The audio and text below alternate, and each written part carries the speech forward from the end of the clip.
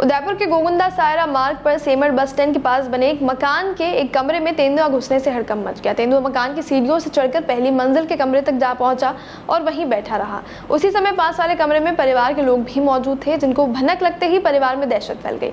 उन्होंने खुद को कमरे में बंद कर लिया। परिवार के लोगों ने फोन से तुरंत पुलिस को सूचना दे दी। साथ ही वन विभाग की टीम मौके पर पहुंची। धीरे धीरे मकान के बाहर बड़ी संख्या में ग्रामीणों की भीड़ जमा हो गई। करीब 2.5 घंटे की मशक्कत के बाद बीती रात करीब 11 बजे तेंदुए को ट्रैंकुलाइज किया गया था, जिसके बाद वो बेहोश हो गया। इसके बाद वन विभाग की टीम ने उसे कमरे से बाहर निकालकर गाड़ी में रखकर ले गई। इसके बाद तेंदुए को जंगल में सुरक्षित स्थान पर छोड़ दिया गया। जानकारी अनुसार ब्रगेश्वर महादेव मंदिर के पुजारी मोहनलाल नागदा के मकान में रात करीब 8 बजे तेंदुआ घुसा था। मोहनलाल नागदा अपने मकान के गेट पर कुर्सी पर बैठे हुए थे।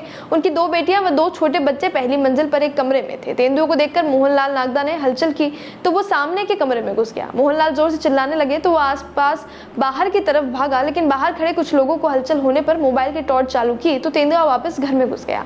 फिर सीढ़ियों से पहली मंजिल के कमरे में घुस गया। उसी कमरे के पास उनके अन्य परिवार के लोग बैठे हुए थे। पुलिस और वन विभाग की टीम के नहीं पहुंचने तक स्थानीय युवक हितेश प्रजापत और संजय डागी मकान के पीछे से पहली मंजिल पर बनी गैलरी में चढ़े, जहां से खिड़की से कमरे में देखा तो अंदर तेंदुआ बैठा हुआ दिखा और देखने पर वो उन्हें घूरने लगा। तब उसे बाहर निकालने के बजाय कमरे के दरवाजे को बंद करने का उन्होंने प्रयास किया।